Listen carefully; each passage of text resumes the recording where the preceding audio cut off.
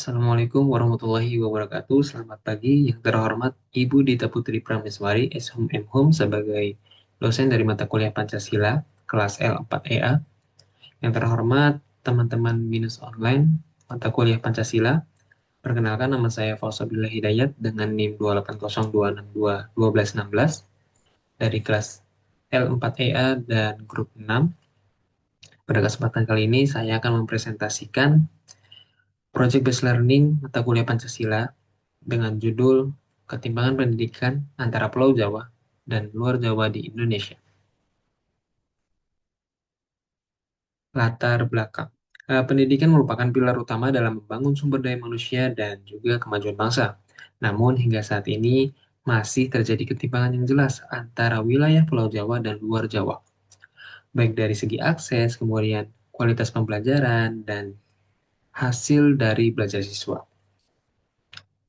Kemudian untuk faktor penyebabnya pun beragam, mulai dari distribusi guru yang tidak merata, lalu keterbatasan fasilitas dan infrastruktur, akses internet yang belum rata, hingga faktor ekonomi dari masyarakat. Ketimpangan ini bukan hanya menghambat pencapaian pendidikan berkualitas saja, namun memperlebar kesenjangan sosial ekonomi sehingga dapat berpengaruh pada pembangunan nasional. Isu ini sangat berkaitan erat dengan tujuan keempat SDGs, yaitu memastikan pendidikan berkualitas yang merata untuk semua.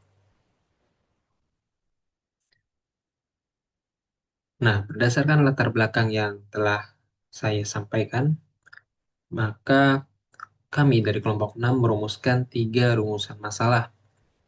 Yang pertama adalah apa saja bentuk ketimpangan pendidikan yang terjadi. Kemudian yang kedua adalah faktor utama apa saja yang menyebabkan ketimpangan pendidikan tersebut. Dan yang ketiga adalah langkah apa yang dilakukan untuk mengatasi ketimpangan pendidikan yang terjadi. Hasil temuan di lapangan. Berdasarkan observasi dan wawancara yang telah dilakukan oleh kelompok 6, kami menemukan bahwa sekolah di luar Pulau Jawa masih masih mengalami kekurangan seperti kekurangan fasilitas, kemudian juga kualitas guru juga yang belum rata, dan peluang belajar siswa lebih terbatas dibandingkan di Pulau Jawa. Penyebabnya pun beragam, antara lain karena kurangnya dukungan dari pemerintah, kemudian juga faktor ekonomi sosial yang rendah, dan distribusi guru yang tidak merata, sehingga tidak seimbang untuk di luar Jawa. Nah, berdasarkan dari temuan yang kami dapatkan, kami memberikan saran ataupun solusi. Yang pertama adalah peningkatan infrastruktur pendidikan secara merata, kemudian juga pemerataan distribusi guru agar tidak timpang, kemudian juga memperbanyak program-program untuk meminimalisir ketimpangan pendidikan ini seperti pertukaran pelajar dan guru, serta pentingnya kolaborasi antara pemerintah, kemudian sekolah, swasta, bahkan komunitas-komunitas. Kesimpulannya, ketimpangan pendidikan di Indonesia ini merupakan masalah struktural yang berdampak panjang pada kualitas sumber daya manusia dan perekonomian. Pemerataan pendidikan memerlukan strategi yang komprehensif dan melibatkan semua pihak agar setiap anak di Indonesia memiliki kesempatan yang sama untuk meraih masa depan yang lebih baik. Untuk refleksi pribadi, melalui proyek ini saya mendapatkan banyak insight baru, terutama saat melakukan wawancara dengan narasumber.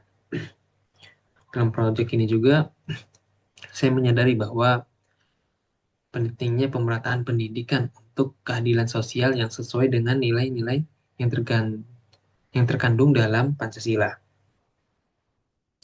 Kemudian, faktor geografis dan infrastruktur sangat mempengaruhi akses belajar. Dalam hal ini juga perlu menjadi perhatian utama.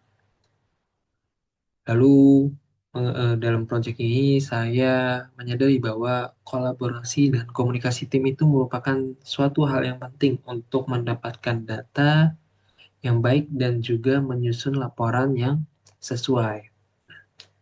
Terakhir, dalam proyek ini juga saya belajar untuk berpikir kritis dari isu yang sedang terjadi. Demikian presentasi dari saya. Terima kasih atas segala perhatiannya.